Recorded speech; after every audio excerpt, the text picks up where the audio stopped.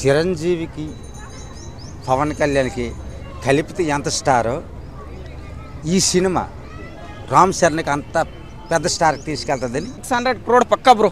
పెద్ద సినిమా. కొణిదెల శివశంకర వరప్రసాద్ ఏ విధంగా మర్యాదగా నిజాయితీగా ఉంటాడో తను కూడా అదే విధంగా ఉంటాడు. సినిమా మాత్రం తెలుగు సినిమా చరిత్రను తిరగరాసే సినిమాగా ఉంటుందేమో అన్న తగలబెట్టకన్నా, థియేటర్లు తగలబెట్టక దయచేసి.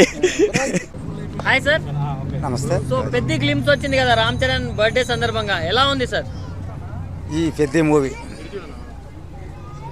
ఇది కిందట త్రిబులార్లో రాజమౌళి ఎలా చూపించారో అంతకు మించి బుచ్చిబాబు నెంబర్ 1గా చూపించారు. ఆ టైలర్ చూస్తే ఆ బాడీ, ఆ స్టైలు, ఆ లుక్కు చూస్తే నాకైతే నిజంగా చెప్తాను, మెగా పవర్ స్టార్ అన్నారు కదా, చిరంజీవికి పవన్ కళ్యాణ్కి కలిపితే ఎంత స్టారో ఈ సినిమా రామ్ చరణ్కి అంత పెద్ద స్టార్కి తీసుకెళ్తుందని పగాడగా మీకు చెప్తాను. లుక్స్ అన్ని కూడా అచ్చము హనుమంతుల్లాగా ఉన్నాయంటున్నారు. నంబర్ 1 ఆంజనేయుడే. మరి అందరూ సందేశం లేదు, నిజంగా రామ్ చరణ్ ఆంజనేయుడే. రామ్ చరణ్లో ఉంది పేరు ప్రఖ్యాత, మీకు తెలుసు తెలియదు కానీ రామ్ చరణ్ అంటే నిజంగా వాళ్ళ తాతగారు పెట్టిన పేరు. రామ్ చరణ్ అంటే ఏంటి? రామ్ అంటే ఎవరు? రాముడు. శరణ్ అంటే ఏంటి? ఆంజనేయుడు శరణ కోరుకోండు. రామ్ చరణ్ అంటే ఆంజనేయుడే. ఈ పొద్దు మెగా పవర్ స్టారు నిజంగా చెప్తాను, హీరోగా నేను భావించట్లేదు, హనుమంతుడిగా భావిస్తాను. అంతే, హనుమంతుడు అంటే ఒక ఆంజనేయుడు. ఓకే అన్న, ఇంతకుముందు సాంగ్స్ చూసినప్పుడే చాలా హైప్ క్రియేట్ అయింది సినిమా పైన. నెంబర్ 1 టీజర్ చూసిన తర్వాత ఏ విధంగా ఫీల్ అయ్యారు మీరు? నెంబర్ 1 ఒక ఐఫ్ అంతా ఇంత నచ్చరేయడానికి లేదు. Number 1 level. దీనికోసం ఎటువంటి అనుమానాలు పడవలసిన అవసరమే లేదు. బ్లాక్ బస్టర్ మూవీ, చరిత్ర మళ్ళీ సృష్టించే మూవీ పెద్ది. ఇంతకు ముందు ఉన్న రికార్డ్స్ అన్ని లేచిపోతాయా? టోటల్గా ఆల్మోస్ట్ దీంట్లో సందేశమే లేదు. ఆల్మోస్ట్ అంటే త్రిబులార్కి కూడా మించి రికార్డు. ఇంకా ఎవరి సినిమాతో నేను అనలేదు, త్రిబులార్ కూడా రామ్ చరణ్ ఉన్నారు, ఎన్టీఆర్ గారు, రామ్ చరణ్. దీనికి మించి. ఓకే, డైరెక్టర్ గారి గురించి ఏం చెప్తారు? బుచ్చిబాబుకి ఈ సినిమాతో ఒక అద్భుతమైన పేరు వస్తుంది, కొన్ని ఆఫర్స్ వస్తాయి.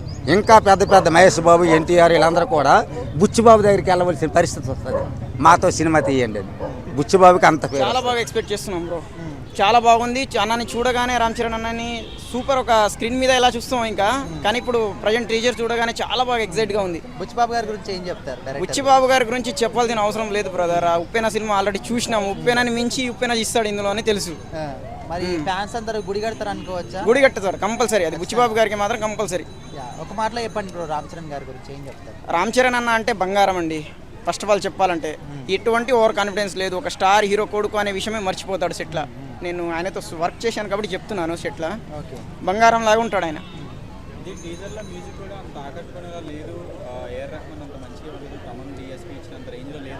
బాగుంది బ్రో. ఇప్పుడు కొంతమంది ట్రోల్ చేస్తారు అట్లా, కానీ బాగుంది సినిమా. చూసిన తర్వాత అర్థమవుతుంది చెప్పేటోళ్ళకి. 600 crore పక్కా బ్రో, పెద్ద సినిమా. ఈ బుచ్చిబాబుకి నెక్స్ట్ లెవెల్ తీసుకుపోతుంది, రామ్ చరణ్ అన్నకి కూడా నెక్స్ట్ లెవెల్.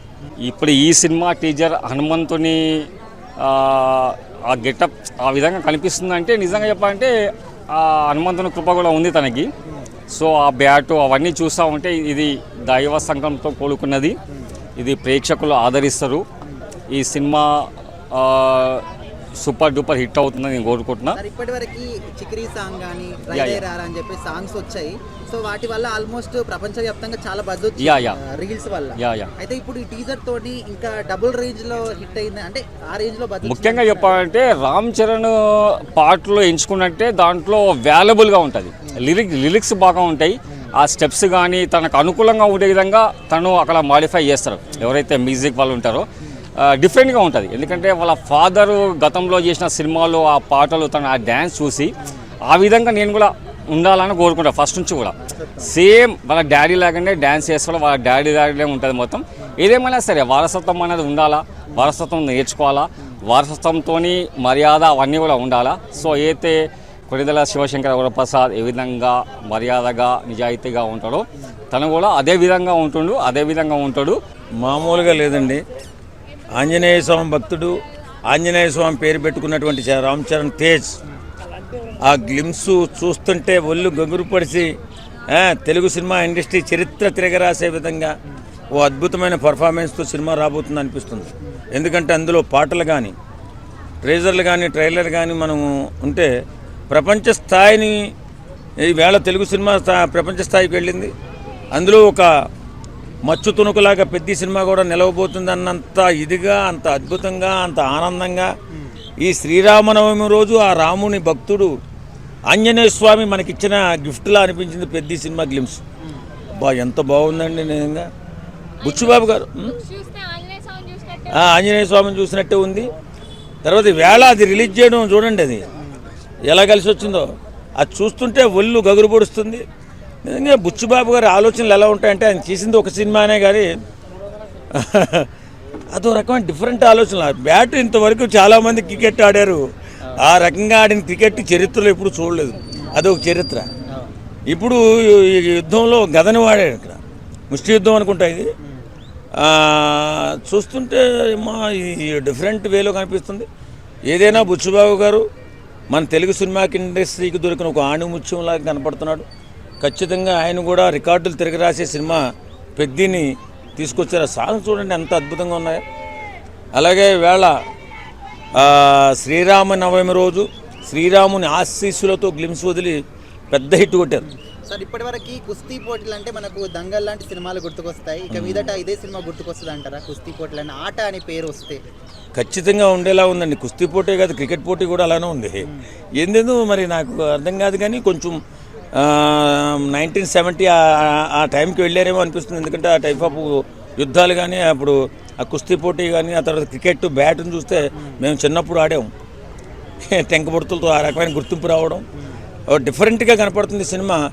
సినిమా మాత్రం తెలుగు సినిమా చరిత్రను తిరగరాసే సినిమాగా ఉంటుందేమో అన్నంత ఆనందం కలుగుతుంది. ఆటే నా ప్రాణం ఆటే నా పొగరు అని చెప్పేసి డైలాగ్ కానీ అంటే ఇప్పటివరకు వచ్చిన ఈ పాటలు పోస్టర్ల వల్ల చాలా బజ్ వచ్చింది. బట్ దీనివల్ల ఇంకా డబుల్ ట్రిపుల్ రేంజ్లో హైప్ అయిందని చెప్పేసి అంటున్నారు. మీకు అలానే అనిపించింది? ఖచ్చితంగానండి, ఖచ్చితంగా ఇది పెద్ద సినిమా అనేది చాలా పెద్ద హిట్ అవుతుందని ఇండస్ట్రీలో కూడా అందరూ కూడా చాలా హైప్కి వెళ్ళింది. ఎందుకంటే ఆ టేకింగ్ అలానే ఉంటుంది, బుచ్చిబాబు గారి ఆలోచన అలా ఉంటుంది. ఒక పాన్ ఇండియా డైరెక్టర్ మనకి బుచ్చిబాబు రూపంలో మరొకరు దొరికారు. అంటే ఇప్పుడు ఈ రకంగా మన సుకుమార్ గారిని చాలా మెచ్చుకోవాలండి. మనం అన్నీ మాట్లాడుతూ ఉంటాం కానీ చాలామంది డైరెక్టర్లు ఆయన దగ్గర శిష్యులుగా పనిచేసిన వాళ్ళకి తొందరగా డైరెక్షన్ అవకాశాలు ఇవ్వరు. నేను కూడా సినిమా వాడిని కాబట్టి నాకు సుకుమార్ గారు అంటే చాలా ఇష్టం. ఎందుకంటే వచ్చి ఒక 2 సినిమాలు పనిచేస్తే నువ్వు సినిమా చేయరని ఒక సినిమా అప్పచెప్పేటటువంటి డైరెక్టర్ ఎవరు ఉండరు. దాసరి నారాయణరావు గారు అప్పట్లో ఉన్నారు, ఇప్పుడు సుకుమార్ గారు. నిజంగా ఎంతోమంది డైరెక్టర్లని పాన్ ఇండియా డైరెక్టర్లను ఇస్తున్నాడు మనకి. ఆలోచన ఉండి అవకాశం ఉండి ఇది చేయగలడనే నమ్మకం ఉంటే ఆయనకి అద్భుతమైన అవకాశాలు ఇచ్చేటటువంటి మహానుభావుడు సుకుమార్ గారు. ఆయన స్కూల్ నుంచి వచ్చినటువంటి బుచ్చిబాబు గారు ఈవేళ మన తెలుగు సినిమా స్థాయిని పెంచే విధంగా సినిమాలు చేస్తున్నారు. సో టీజర్ చెప్పడం కన్నా ఒక ఆంజనేయ స్వామి విశ్వరూపం ఎలా ఉంటుందని చెప్పడం చాలా బెటర్. ఎందుకంటే రామ్ చరణ్ అన్నని అంతలా ఊహించుకోలేదు. మొన్నటి వరకు బ్యాట్తో ఆడితే ఇలా గదతో ఆడుకున్నాడు. సో ఒక ఆంజనేయ స్వామి తన గదనైతే తన ఆయుధాన్ని అయితే ఎలా తిప్పాడో, సో ఈసారి రామ్ చరణ్ అన్న అలా ఆ గదను అయితే తిప్పడం అయితే జరిగింది.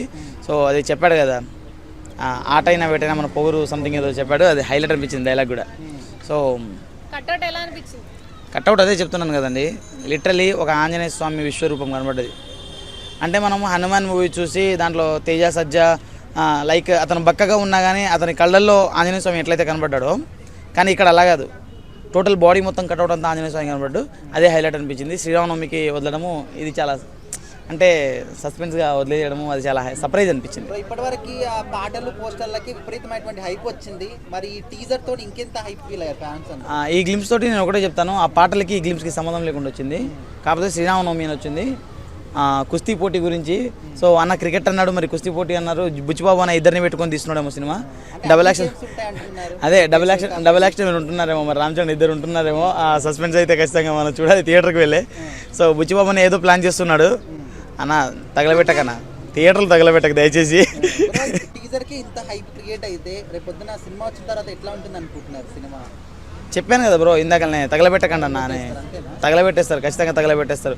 సో నేను ఇన్ని రోజులుగా రామ్ చరణ్ అన్న సినిమాల్లో చాలా వరకు నాకు ఇష్టమైన సినిమా ఏంటంటే ధ్రువ, దాంట్లో ఆ బాడీ అది చూపించడం కానీ అది కానీ ఆ ధ్రువ లైక్.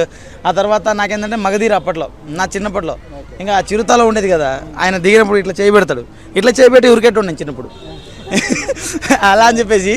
సో ఇది కూడా ఈసారి అయితే పెద్దది ఏమైనా క్రికెట్ ఆ స్టైల్లో మేము కూడా ట్రై చేస్తాము. మరి బుచ్చిబాబు గారికి ఏమైనా గుడి కట్టే అవకాశాలు ఉన్నాయా? గుడి కట్టరు బ్రో, ఈసారి డైరెక్ట్ ఆయన కోసం పెద్ద బిల్డింగే కడతారు, ప్యాలెసే కడతారు.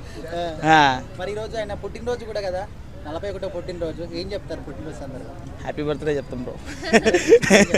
అంతకుమించి ఏం చెప్తాము, వచ్చిన ప్రతి సినిమా హిట్ అవ్వాలని కోరుకుంటాము. అన్న మంచి మంచి స్టోరీలు తీసుకొచ్చి మా కోసం, అన్న కొంచెం లేట్ అవుతుంది అన్న కొంచెం జల్దీగా వచ్చామని చెప్తాము ప్రతి సినిమాకి. అంటే ఫ్లైట్ ఇస్తాడు బ్రో ఫా నువ్వు దీంట్లో. అయితే ఈ సినిమా కూడా మంచి హిట్ అవ్వాలని చెప్పి కోరుకుంటున్నాను. RRR లెక్క అంటే గేమ్ చేంజర్ కూడా ఓవర్ హైప్ అయి వచ్చింది.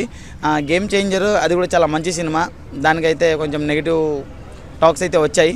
సో దీనికి అలాంటివి లేకుండా ఈ సినిమా చాలా సాఫీగా సాగాలని కోరుకుంటున్నాను. ప్రమోషన్స్ కాస్త లేట్గా అనిపిస్తున్నాయి.